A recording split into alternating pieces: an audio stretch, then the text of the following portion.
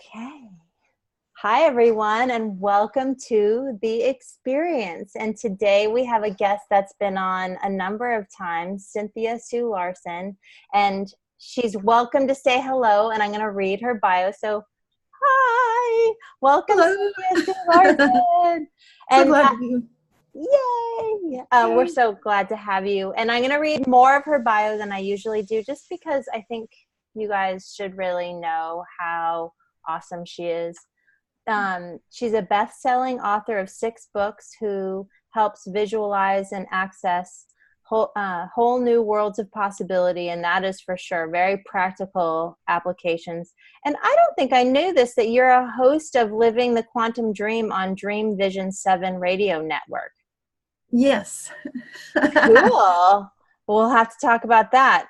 She's been featured on the Discovery Channel, the History Channel, Coast to Coast AM, and the BBC, and has presented papers at international conferences on science, spirituality, and consciousness, 3 of my favorite areas. Since 1999, she has shared findings from scientific research in fields of quantum physics, quantum biology, the placebo effect, positive psychology, sociology, and alternative medicine. Cynthia's articles have appeared in journals ranging from Cosmos and History to Magical Blend to Parabola. I don't even know what that is. Did I pronounce that right? It's Parabola. It's a magazine. Parabola. Oh. It's okay. I'm glad I asked. Now I know. Results from Cynthia's How Do You Shift Reality surveys conducted in April 2000 and June 2013 document incidences of the most commonly experienced types of reality shifts, and her Reality Shifters website has compiled one of the most extensive collections of reality shift reports in the world. That you guys have to check that out, and I'll have it in the description box too. Her popular e-zine Reality Shifters is eagerly awaited each month by thousands of subscribers worldwide. Cynthia has a degree in physics from UC Berkeley, and an MBA degree and a Doctor of Divinity. I don't think I knew that either. That's awesome. And Cynthia reminds us to ask in every situation, how good can it get? So how good can it get? You're here. That is pretty dang awesome. That is awesome. Thanks so much for having me again. And there's so much to talk about too. There's been lots going on just since the last time we talked. Oh my gosh, so much. Oh my gosh. So we've already discussed a little bit about what we want to cover. Do you want to just jump in, or do you want me to lead in with what today is? Whatever you like. All right, I'll lead in. Yeah, go ahead. So this time of the year is like Beltane, Passover, May Day was yesterday, and today is Holocaust Remembrance Day. And so I just thought it would be important to just bring that up. My goal is, as a person who loves to talk about consciousness, and we're going to really relate it to Cynthia Sue Larson's experience, because this is the experience, but it's just important to talk about the significance of the Holocaust. And I think Cynthia is going to discuss some of her views regarding politics, and I'm totally in alignment with them, by the way. So go ahead. Nothing like starting off easy. Yeah, go. Well, the energies this week have been intense. Like, we already had to reschedule this show just because of what we're feeling with the global energies, and probably that might be related as well.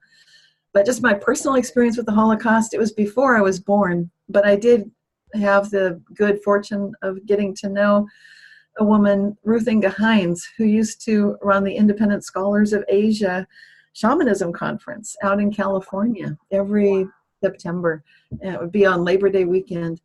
And that conference is still running. And but the thing that I wanted to say that's related to Holocaust Remembrance Day is that when I was talking with Ruth Inga Hines, she told me that she had stood up to the German guards, because she was Jewish as a young child, and in Germany, Nazi Germany, right before, I think, before everything got really bad. It was pretty bad for people of various faiths, not just the Jews, but all sorts of people were persecuted at that time. Yeah. And she remembered clearly that she had stood up to the officers that had come to her door and just sort of, they banged on the door loudly and they demanded to talk to someone. And I think she was the only one home. She was only a small child at the time. But I remember just hearing this story of how she had stood up face to face with something so terrifying as, I mean, even if it wasn't those times, and even if it's just any child anywhere, opening the door and talking to two very large male police officer authority figures, that's terrifying. Yeah. But the special circumstances made it more so. And I really took to heart her courage. I felt she was a very courageous woman. She's passed on now, but I really greatly admired her. So to know someone like that who'd gone through such an experience, and clearly it shaped the rest of her life, I'm sure, because she moved to the United States. I don't know all the details, but obviously staying in Germany was not really a good option. And so for us to remember those who made it through that experience, I think is very important, if only to remember the kind of courage it took to face some terrifying times and to face some of our greatest fears. So I think for me, that's one of the greatest messages, is just on a personal level. What are you afraid of in your daily life? And how can you show up even more calmly, with more courage? I don't remember what Ruth Inga said she had said to those officers, but I think she basically, just standing her ground was enough, just to be able to open that door, to look at them, and to not just be shaking in one's boots, just to be able to stand in her own self-respect, with her own view of the way things are. And I think that's what we need in going into politics at large. A lot of people say these are contentious times, that people don't see eye to eye. And just today I saw on social media, someone asked, why isn't anyone posting anything about political statements? Why are they not making a stand? And there were some good responses to that. My favorite was a lady, I think it was a woman, who'd attended an Institute of Noetic Sciences political event or recent workshop, and they brought the subject up.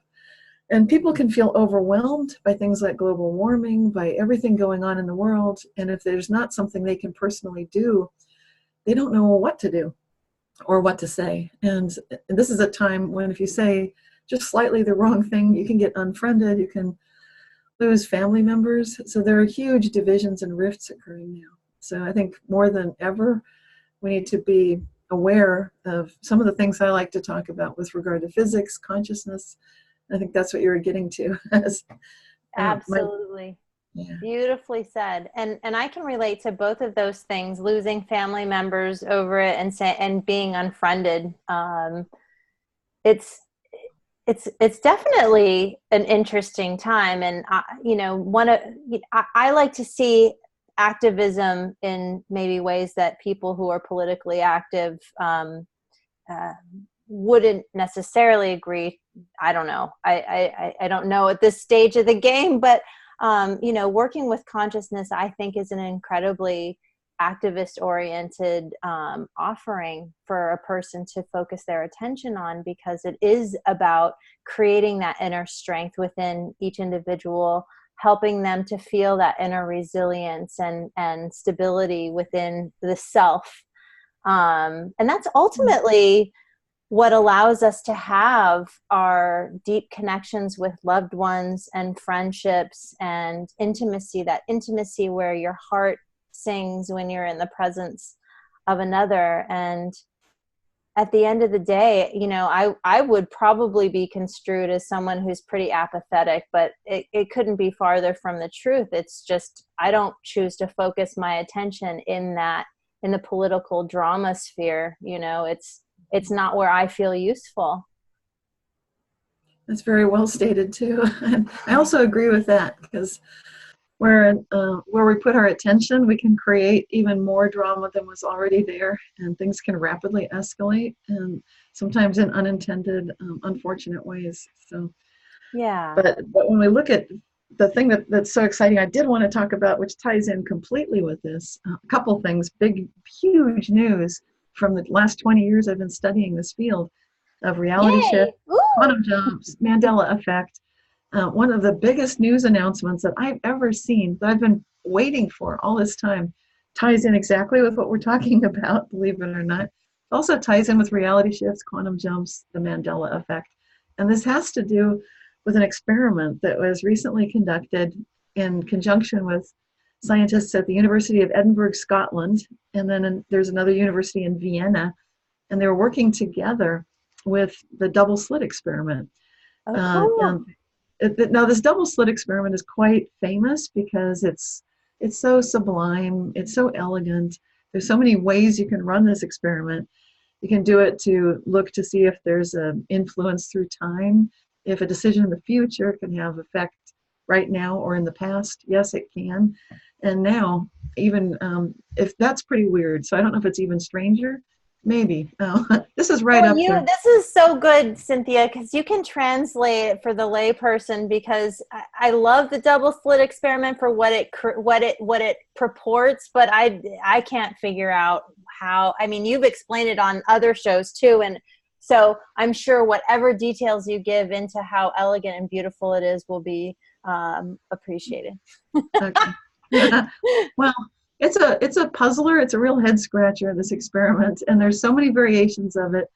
The basic variation, just for people that don't know, I'll just go through it quickly and bear with me for those who do know.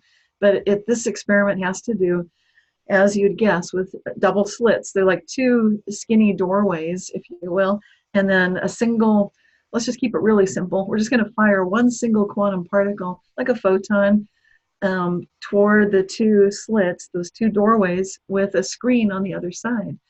So the particle emitter is firing a single photon at a time, and the two slits are in between the particle emitter and the screen, which receives the indication of the photon having hit it.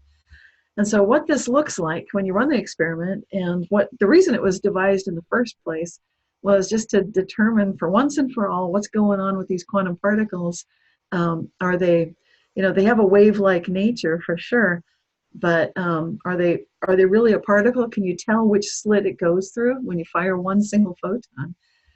And the weird thing is, if you don't actually have a particle detector in either of those two slits, and there's what you're going to get is a diffraction pattern on the screen where one single photon looks like it went through both of the little slits of those doorways at the same time, creating what, like when you throw two pebbles into a pond and you get those ripples that either constructively or destructively interfere with one another. Same thing is happening.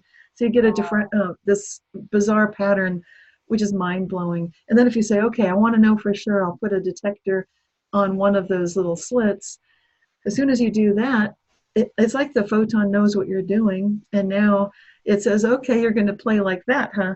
So I'll go through, now you know which slit I went through. I either went through one or the other. And then what happens on the screen is it looks like a paintball splat, like it was a particle that chose to go through one doorway instead of a wave.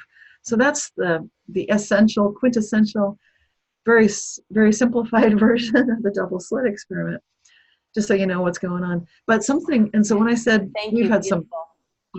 yeah, it's amazing. And the thing that's really revolutionary is scientists have used the same kind of experimental design to show that you can have two observers watching this experiment at the same exact time, the same exact event occurring, and those two observers can get very different views of what they saw at the same time, in the same place, happening. That is what we're talking about here. That is What we're it. talking about. That's what we're talking about. And this is what I was predicting with my book, Quantum Jumps, that I wrote a few years ago. And I said, welcome to the quantum age. Everything's about to change. Everything from medicine, the courts of law, politics for sure, everything. And it's the young people that are going to be able to follow this and understand what this means. But those of us who are watching your show, I think they're open-minded enough to give this some thought and recognize that if two people can see the same thing but see it that differently, and both of them can be correct. And this is actually what we're saying. They can both be correct. And this is exactly what's been happening with the reality shifts I've been studying for 20 years, where often myself and somebody else will both witness something. We'll both, like it might be something they said that I said, and I know I did not say that. But they'll say, yes, you did say that. And I'll say, no, I did not.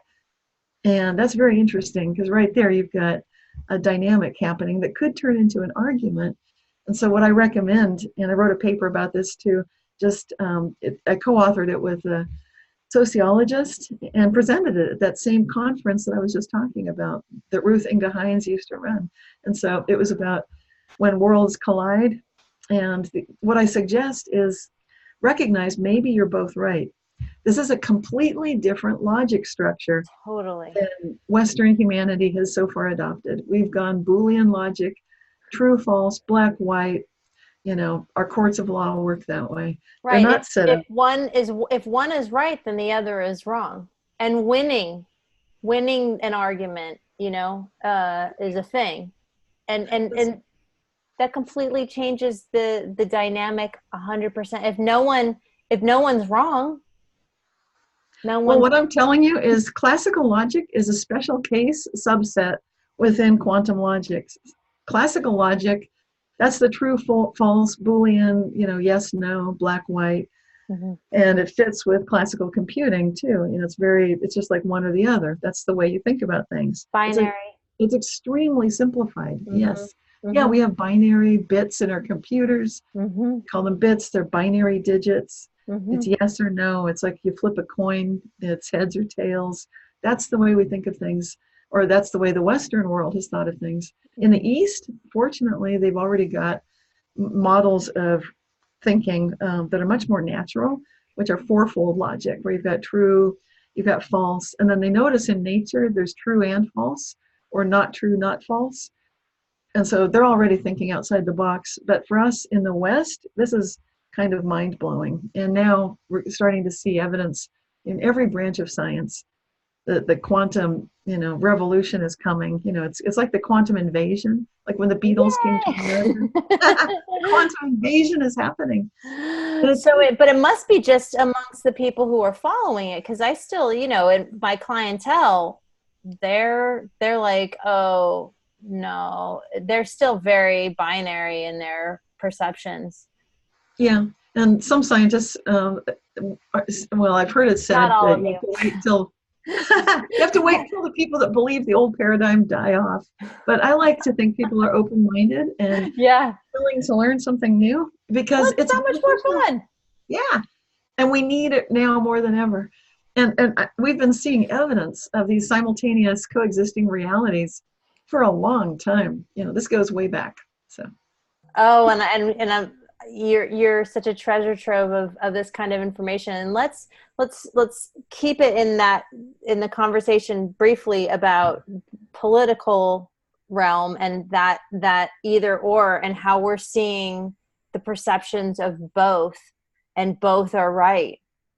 Yes. Well, if you look at politics, and I'm not going to pick anything in particular, it instantly gets way too contentious, no matter what you pick. I mean, that's not even a safe example, really.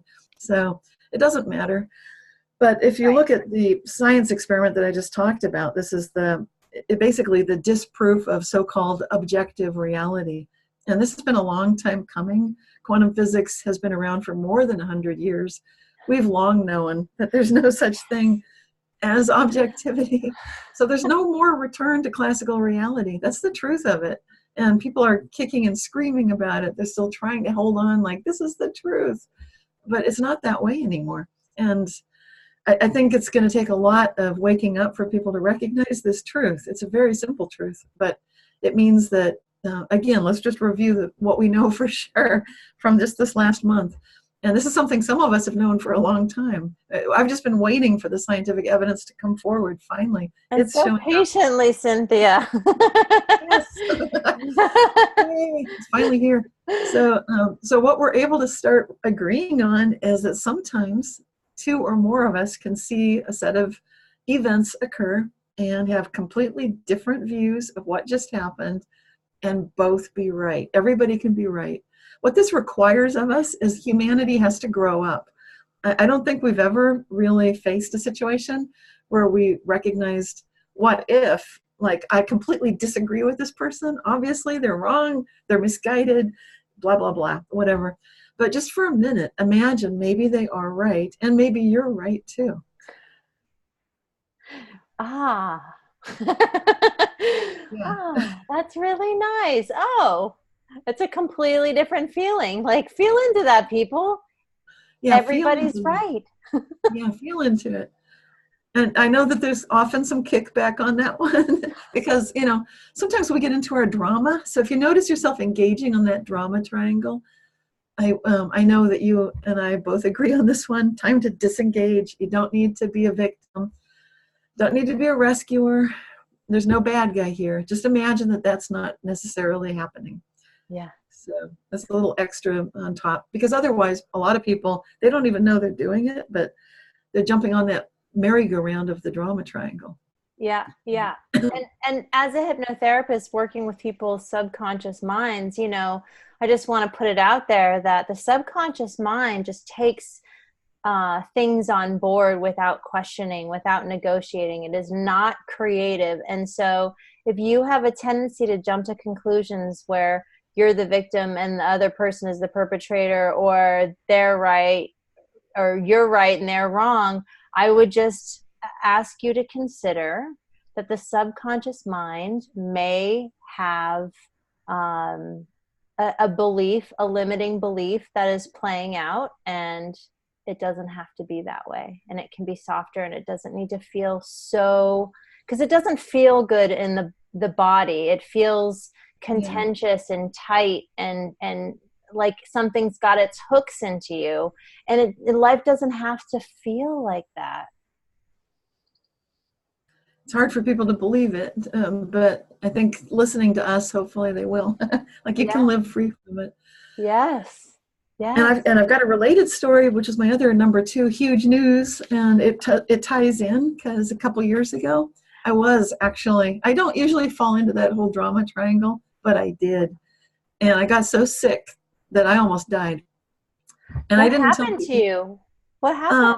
I got a series of colds. This is 2 years ago, I think. 2000. It was the winter of 2016 going into 2017. And I caught a bunch of colds, like we do sometimes. Yeah. But then one of them got into my respiratory system and started going into pneumonia. Oh, wow. Talk about it. Oh, my God. Yeah, yes. It was a bummer. You can feel It's hard to talk about it. I know. I can feel it just thinking about it. Woo. And I only told a few people. I told my parents, my daughters, my husband, a couple of friends, a psychic. One of my friends has a very psychic sister who correctly intuited that I was almost dying right about then. And so only those people that contacted me right then, or that were, if I did die, I wanted them to know, like, I'm really, this is a tough thing I'm fighting, and I might die. I can feel it, because I could feel it when it was happening. Yeah. But that's all I told. I didn't tell the world. I did stop making some YouTube videos. They've been pretty monthly up until November 2016. In December, I was seriously ill. January, very sick.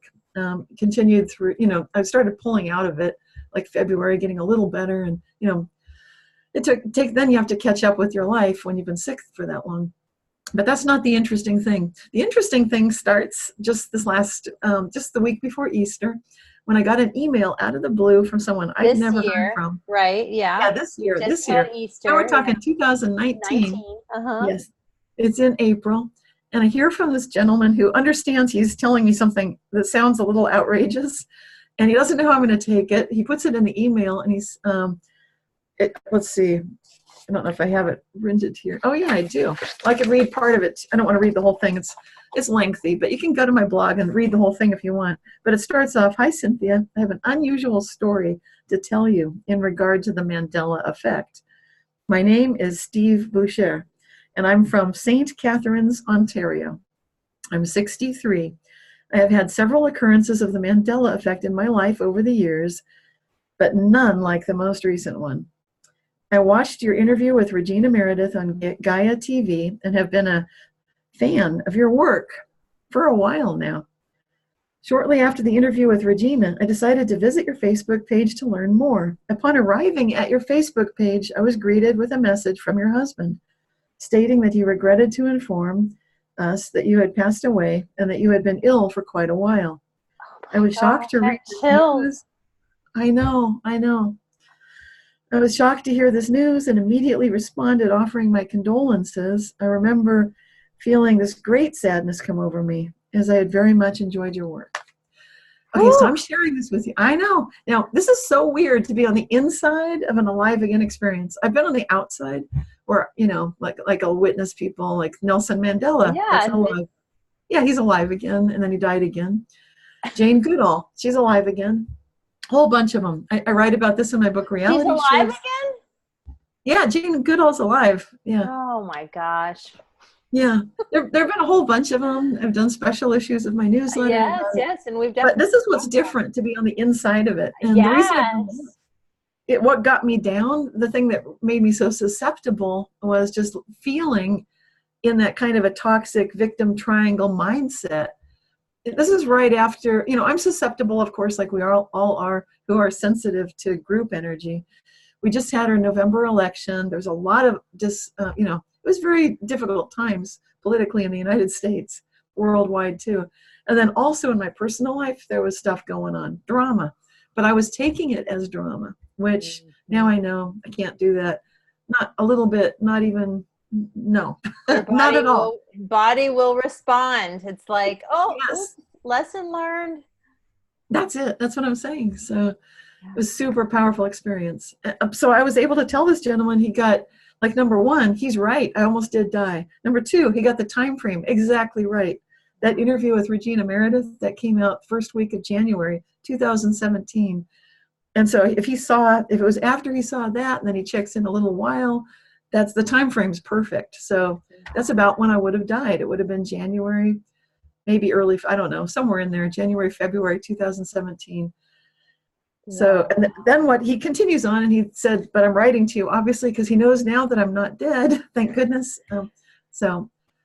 But it's just so weird to be on the inside of this and to be able to tell someone you got it right. You got it exactly right. Is it emotional? I mean, it's a personal question. That would be kind of heavy, I would imagine. But because I'm revisiting the same stuff I was dealing with the family and all that stuff from the drama a couple of years ago, but this time I'm just saying I can't even do even a little bit of drama. Yeah. Not even a drop.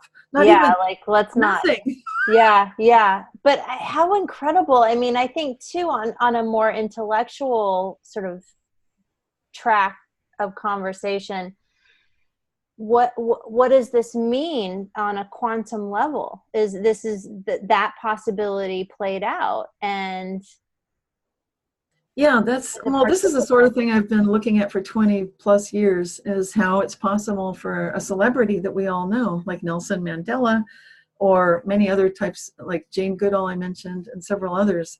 Yeah, I had that with Kirk Douglas. Yes. Yeah, a lot of people noticed that one. So there's some current ones that are really getting people to say, what's that? Oh, no, share. Well, just there are so many of them. To me, it's like that's not the point. Yeah, okay. There are people that make lists of Mandela effects, and you can find lots of them. Maybe I'll share that with Bible passages change, movies change, books change, you name it. And just so I've been slightly tracking that over the last 20 years. But what I'm really looking at is what's going on and what kind of similar patterns are we noticing. What I notice with Alive Again is there's a similar pattern of someone never having existed at all, or having existed very differently. So after I posted the video that I died, I'm hearing now from people, like a small smattering of people saying, yes, that was so sad. I'm so glad you're alive again. And then other people saying, actually, I remember a different reality to this one, because apparently there was a reality that I was on coast to coast every single week.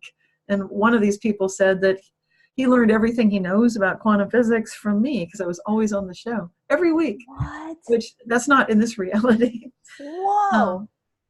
And then some people, and I've been getting this for years, tell me, I know for sure that you didn't exist before because I would have noticed. Because what you're doing is in my field of research. I would have seen the papers you've written. I would have seen your videos, but there was nothing. And I hear that also. So these are examples of the same thing. You know, being dead, being alive, being on coast to coast every week, you know, never having existed in some realities. All of these things are possible. So it's quite a lot to put our mind around. Like, if that's true for me, then it's true for each of us. This is something that we're all able to be. I mean, we don't usually think about it. We don't think, what's the vastness of who I am? Oh, and there's one more special case, bilocation. This one's special, near and dear to my heart, because I notice when I daydream, I'm often recognized by people that know me quite well with physical evidence to show I was there in other realities that collide with this one. So I've actually had that happen in my life as well. And so to me, it's very similar to being dead, because when I know, like, I'm almost dead, that's like daydreaming it. And so of course people are going to see that, oh, you were dead. Of course I'll have witnesses. And so pretty much anything I daydream is probably mapping into some reality. Right. Well, and that feeds into my understanding of the law of attraction, right? Like, you create your own reality with your thought process. And so the idea of, you know, some thought form of yours where you've been on coast to coast and it was just boom every week. It's not too crazy to imagine that that reality could have been one of the trajectories that you were on, and that the current one is just the one we're paying attention to right now. Yeah. So that, I think that every decision point we come across, when our minds go into that possible reality, that's what it looks like when you look at books like, he's a guest I had on my show. This is Living the Quantum Dream. I had a scientist, Jerome Busemeyer, on my show talking about quantum cognition and decision making. He wrote a book by that name with his co-author, Bruza, and the two of them elegantly show that the mathematics work perfectly. You can skip the math sections and just enjoy the examples they give of how humans think in ways that have been considered illogical. But remember, that Boolean logic is a special short bus case of the bigger reality, which is quantum logic. Humans are quite logical, but we think in relationships. We don't think in this little limited special case version of Boolean logic. Instead, we think of relationships of, like, if you give someone, again, back to politics, because this was studied by some of the scientists, if you give them basically a survey or a little practice poll saying, who would you vote for if the election was held today? And then you change the order of the people to vote for, that absolutely changes the way people vote. Really? It really does. Wow. And so this is it was yet another example where your Boolean logicians would say, see, humans are illogical. They're clearly not fit to be voting in the first place, blah, blah, blah. But when you look at the quantum logic of it, it gets beautiful, because then you start noticing that what people really do is they look at the first candidate and certain things come to mind. And so they're on a certain train of thought. And then they read the second one. And it's kind of like you're making a meal or you're cooking something on a frying pan. And the order of ingredients makes the difference. It's so and the true. way you add things together makes a difference. So, oh my gosh. And that, which is a perfect place to insert the notion of how good can it get? Yes, exactly.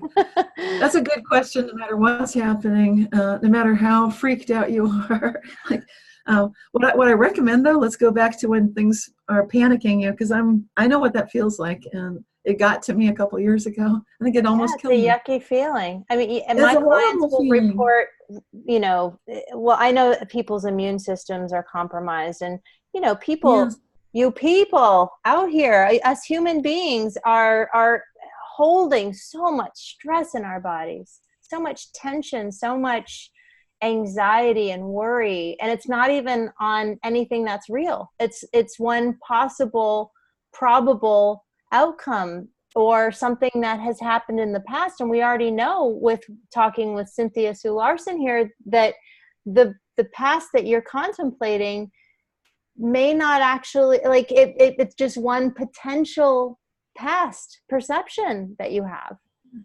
Shut down. Okay, yes, exactly. Sorry, I'm just having an internet slowdown. I hope you can still see me and hear me. Yeah, I still see you and hear you.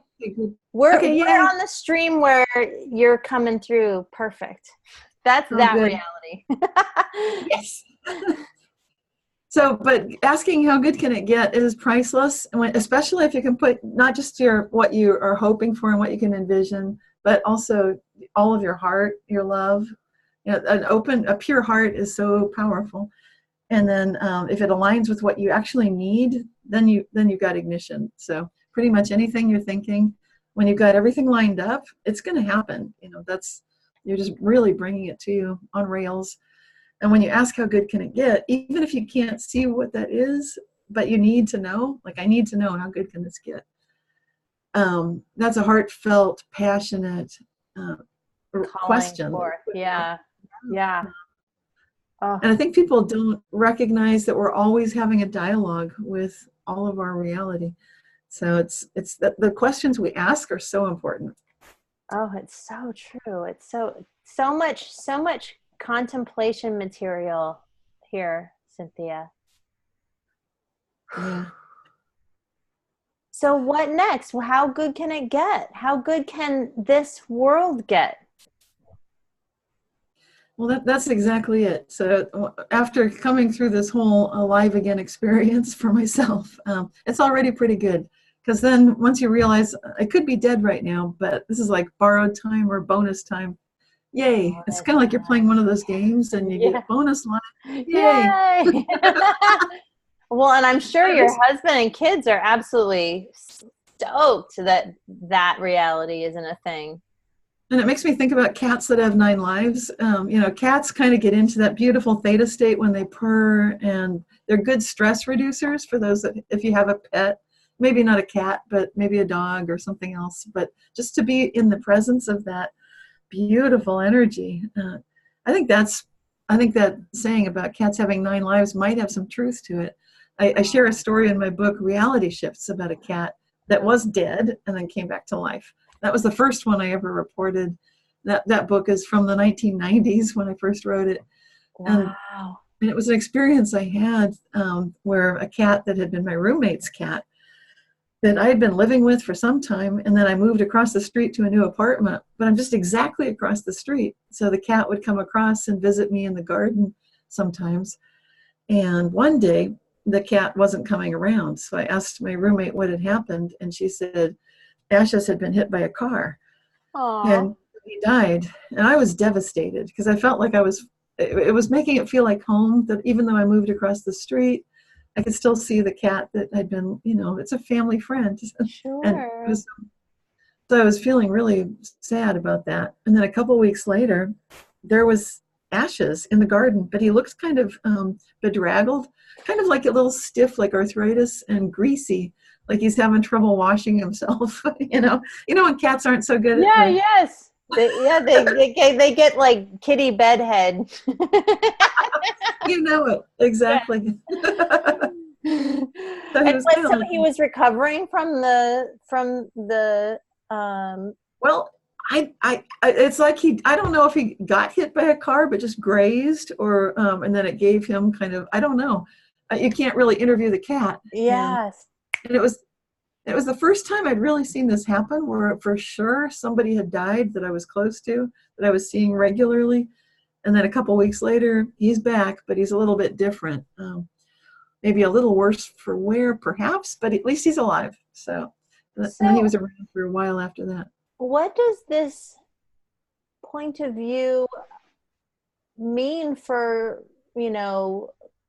biblical stories like, Easter story? Well, to me, Easter's real. Everything Jesus Christ that they describe happening, I would believe it all happened. Once I've seen what I've seen, for sure. It's like, yes, miracles are Yeah. real. I Yeah. believe it, for sure. Yeah. And then in my life, things can malfunction frequently, but I know that just because something isn't working right now, that doesn't mean it's broken or you have to replace the appliance or get it repaired.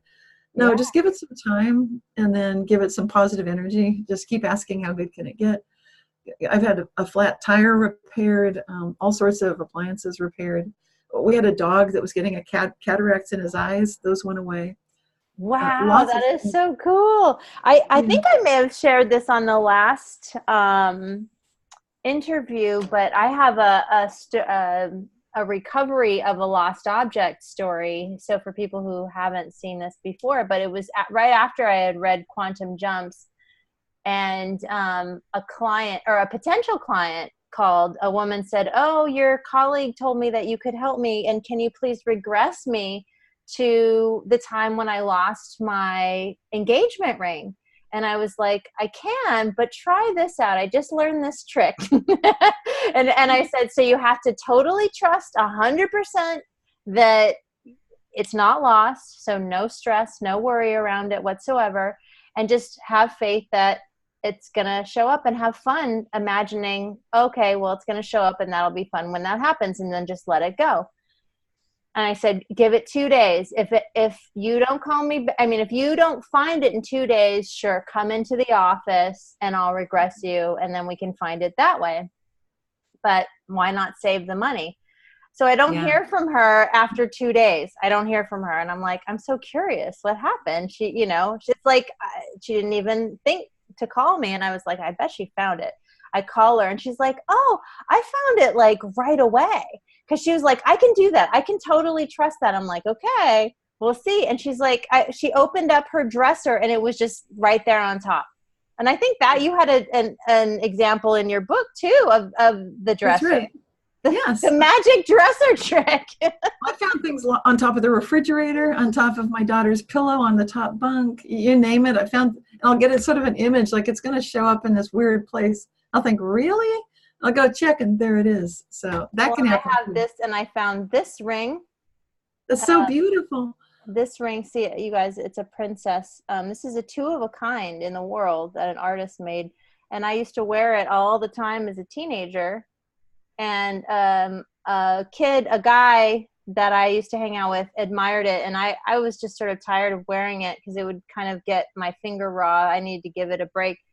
He borrowed it and wore it for months and months. And one day at the beach, he came up to me and he said, I lost it in the ocean at McKenna Beach on Maui. And I was like, I just couldn't accept it for some reason. There was just a part of me that was like, I just cannot accept it. And so I just went about my business. And like a year later, I'm on a completely different part of the beach. And if any of you know McKenna Beach, there's 3 separate entrances. He lost it first entrance. I was way over, like up on the dry sand at third entrance with my girlfriends in beach chairs, just playing with the sand. And then lo and behold, dun, dun, dun, in my hand, my ring. And now my daughter wears it. And it is just the coolest thing. So things are not lost. We just need to call them forth. Yeah, there's a real connection that we have to everyone and everything that we love. I think love connects us so strongly. And Yeah. back to that feeling of pure heart and reverence that makes such a difference. It's so true. I love that. So, we're coming up on the end of the show. And I just want to encourage all the people who are watching it that if you have questions or are interested in what we're talking about, definitely check out realityshifters.com. That's right. realityshifters.com. It's an awesome website. And but also get involved with comments. I love for you all to comment on questions, anything at all that is of interest to you. And if you have comments for Cynthia too, I'm happy to get her involved too. If you have a question for her, I can relay that and get her to come and answer them on the YouTube channel. But this is an important changing time, and these points of view and shifts in consciousness give all of us tools to feel better and to have better experiences in our lives. And we can still talk, but I just want to encourage people to do that. So. Okay, thank you. That was good. Yeah. Yeah. So, is there anything that you'd like to close with? Well, we keep talking about how good can it get, and sometimes that seems like a question you think of when things are going pretty well, but it's good anytime, whether they're kind of bleh, like yeah. Yeah. It still works, and if they're really horrible, it works. So it might seem ironic or it might seem sarcastic, but it's genuine. So you can really ask, how good can this get? Like, okay, here's what we have, but how you know on a subconscious level what good is, and you know what good is for everyone. So it's something that works for everyone. You can feel what that is. You can feel it in your heart. You can feel it in your head, and even if you can't visualize it, it's enough just to think of the question and have it Yeah. in mind. Yeah. And notice when you're feeling amazing and you feel your heart just expand and feel that soaring feeling, go, okay, that's what I need to just remember, that I know that feeling. And then when I'm feeling kind of blah, I can go to that question of how good can it get, and know, okay, that's it. That's a place that I can actually get to. That's a place that I can recall. Yeah, because it's a good antidote for politics that we started the show talking about that. So if people are feeling like, Or just feeling the persecution that tends to really rise in this, like around this time, there's a lot of high anxiety. And so if there's anything that, I think I speak for you too. We encourage you to really do your best to shift out of that. It's not going to serve anyone, I mean, if you want to keep with it, hey, you get to do that. But how good can it get? How good can it get? That's right. One question I have for you, Cynthia, is, people talk a lot about the changing energy on the planet. And the other day when we canceled we were going to meet on Tuesday, and I had this really crazy headache. And you said, well, I've been paying attention to this because, people are having a lot of symptoms. And so you sent me a link to, and I don't remember the website, but it gives the actual readout of the Schumann resonance of the planet. And that's the frequency that the planet is emitting, right? In hertz cycles per second. Yeah, it kind of rings like a bell, and it usually holds steady around a certain number, like 8. 7 or 8, yeah. And that gives us that healing feeling if you lie down on the ground, and you can be healed by the earth because you're getting the benefit of that nice, steady vibratory frequency. It's really good for your body, and it can override whatever, asynchronous vibrations you might have going on. Right. If you've ever heard of earthing, that's that. Yes. But then these Schumann variations, where sometimes there are periods of great upheaval, and the frequency spikes. It surges and spikes, and it goes way up to like 12 or 14. And this last week there was a period of 36 hours straight where it was just spiking and surging like crazy. And then there was a 12-hour rest, and then it started up again. And so so when you told me, like, wow, I'm just not feeling grounded, and that's when I told you, like, yes, there's something going on right now. So it's understandable. And it was spiking up to like 70, 80. It was going way up. Yes. So if, this is early May now, if you guys were feeling that too, there's some stuff going on. So, and what's interesting is there are different takes on it. I mean, you can easily find people who are going to say, catastrophe, earthquakes, lots and lots of upheaval. And I don't know one way or the other, but I like to think that, how good can it get, is sort of my mental trajectory. Let's take it there. Yeah, my intuition is that if you think of the earth as a sentient conscious being, which isn't so out there, that's kind of possible. The feeling I get from the earth is that she's just doing kind of like, it's just like shake, shake, shake, shake, shake, kind of like let's get things a little bit higher vibratory. So it's a very intense kind of a shaking and then stop.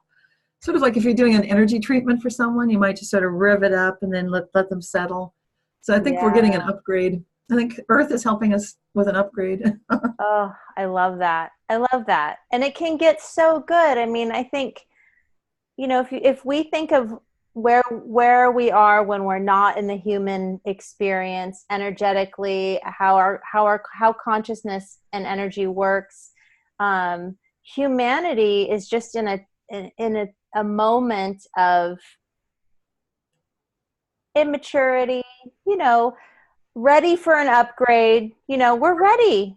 We're content. We talked about it at the beginning. People are saying, I'm right, you're wrong. And we need to get to, I disagree with you, but I'm willing to consider, as crazy as it might be, that maybe you're right too. Right, right. So when you look at the spikes in that Schumann frequency, it kind of matches. Like we need to get there.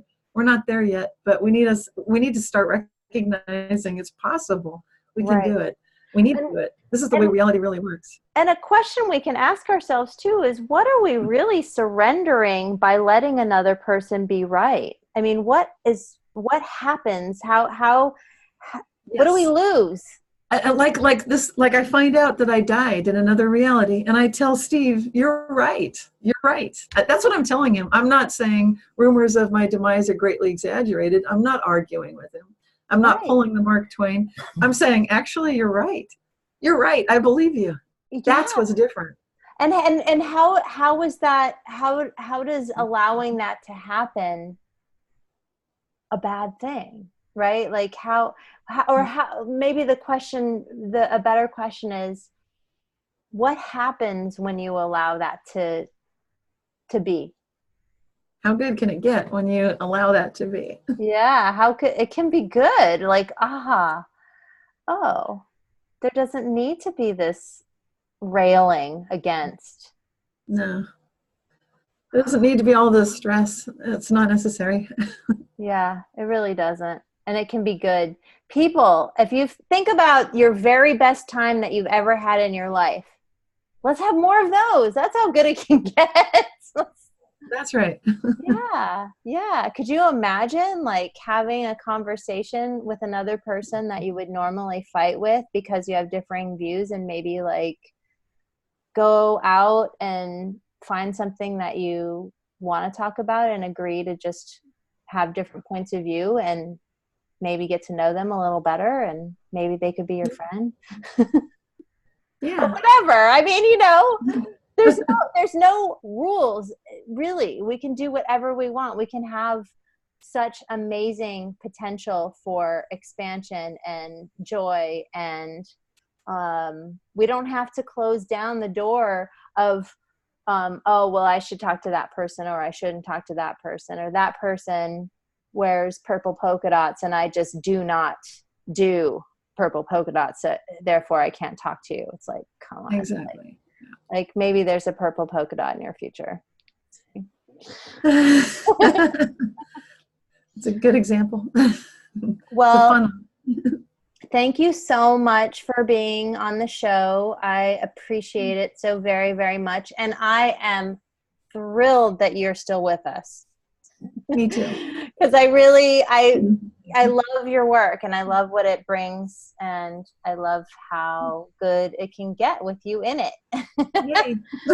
Thank you. Yes. Thank you so much. So realityshifters.com for more information about Cynthia Sue Larson. She's got awesome books, and she's got a lot of material out there. So check her out, and add your comments and share and like and all that good stuff. And thanks for being with us today, and have a great one. Enjoy your spring May day. All right. Bye now. Bye.